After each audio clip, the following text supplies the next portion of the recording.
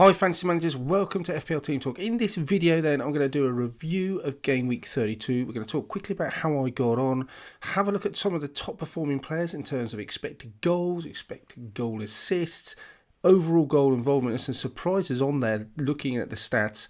We will then have a look and update some of my thoughts on the free hit video. If you haven't looked at that already and you intend to free hit, check that out.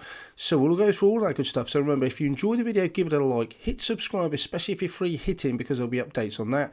But even so, we'll do a watch list, team selection videos coming out, all that good stuff. So hit subscribe. In the meantime, let's have a look.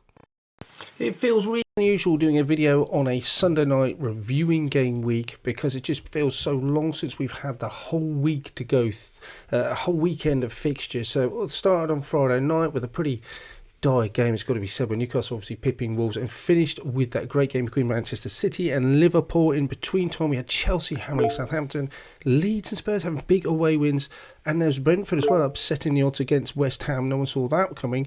What a great patch of form they're on. So I thought I'd go through some of the stats this weekend that really caught our eyes, and we'll start off with the player with the highest expected goals.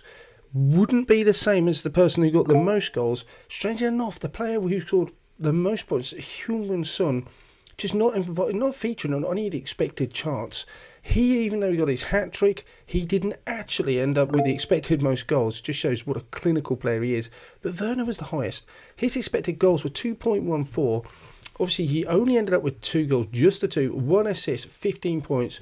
Well done if you were a Werner owner. What a great return. He has started the last 4 games for Chelsea, so perhaps he's a player that should be on our radar a little bit. But he hasn't had a goal involvement since game week 7.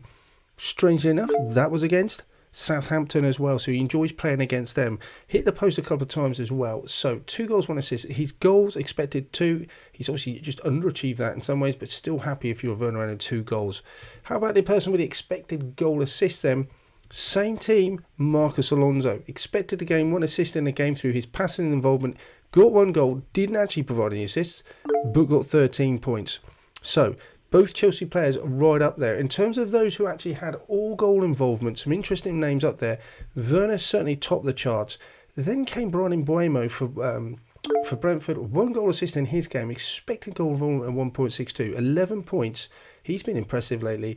Mason Mount, Chelsea really running right with 19 points, 2 goals, 1 assist. Expected goal involvement of 1.6. Really impressive again.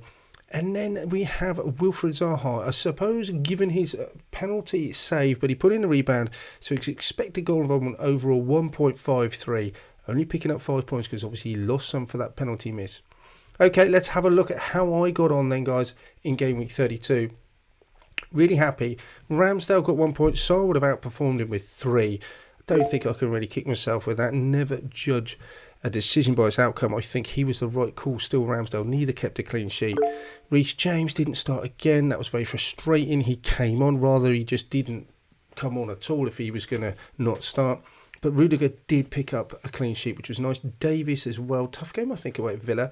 But wow, weren't they impressive? He picked up 6. Kilman 2. White only got 1. But a disappointing result at home to Brighton. So Villa didn't... Arsenal didn't do me any favours whatsoever. Son really bailed me out. In fact, if I'm honest, just Tottenham really bailed me out. I think come all the 3 o'clock kickoffs went and my score was looking pretty desperate. No returns. A lot of... Only Rudiger giving me a clean sheet. But Davies, Son and Kane, wow, captaincy Kane, 47 points between them. Absolutely thrilled with that. Saka obviously not doing anything for Arsenal game. Maddison picking up a 1 bonus point and the assist, really happy, would have settled for that. And Salah chipping in with a assist as well.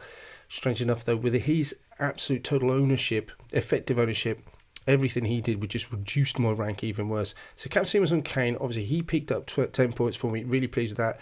There was a discussion about possibly Son, but in all honesty, I don't think it would have taken a lot to move from Kane to Son, but that would have made a huge difference. But we're forever trying to second guess that. So 70 points overall. My overall rank now climbed up a little bit. Good green arrow went up about 10%.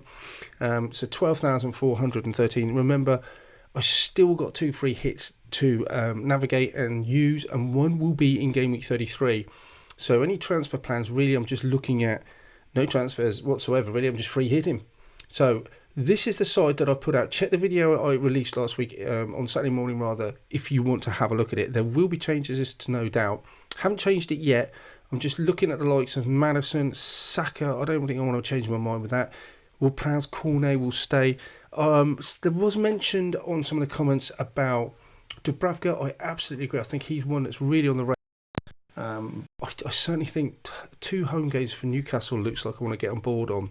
Some people say, why Maguire as well on the comments of the last video? I stick by it. I do think a Manchester United player, they got a Liverpool away, which looks like a really tough game. But Norwich at home, I still think that's a good fixture. And even if it's appearance points you get from that Liverpool game, I'll take that.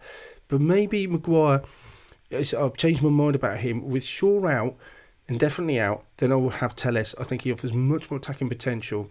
Probably nailed on, not much competition in that left back area. So Maguire would probably change for Telles. And then I'm looking at a few other different options as well, which I'll go through now. Dubravka, yes, we've just talked about him. Son, can I ignore his form? It's a double game week player over a single, and obviously Son's only got a single, but it's a decent fixture against Brighton. And they beat Arsenal. Difficult one. I still would always, I think, tendency to go for a double week over a single week.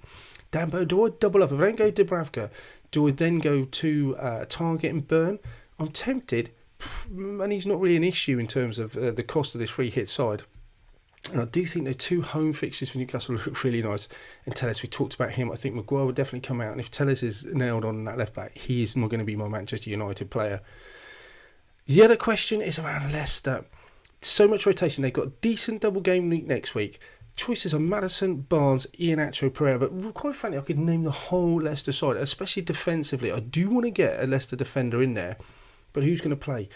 Maddison played pretty much the whole game. I think he came off about 5 minutes early against who are they playing? Crystal Palace today. Barnes didn't start, so that was interesting. He came on.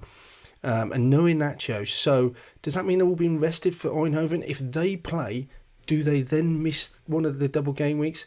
I don't know. It's absolutely second guessing. I think if Maddison rests, I'll be happy. I think if Maddison is rested or not played against Eindhoven, I can't see that happening. If he is put on the bench for Eindhoven, then I'm pretty confident he'll play the following league games. And likewise with a lot of these other players.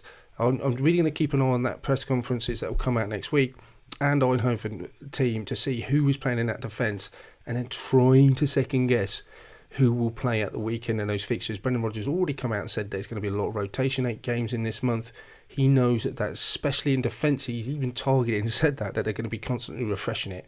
So I am quite conscious of that Leicester side, but I just don't know who to pick until I've seen the Eindhoven game, the lineups and the press conferences, but I'll be keeping a keen eye on those. Okay guys, thanks for watching. I hope you enjoyed that video. Don't forget to click on the like button, give it a subscribe. We'll be updating the free hit video later on in the week. I'll be looking at talking about also possibly, if you're thinking of free hitting in 36 or 37, I've still got a free hit for that week, those 2 weeks as well, which one to go for.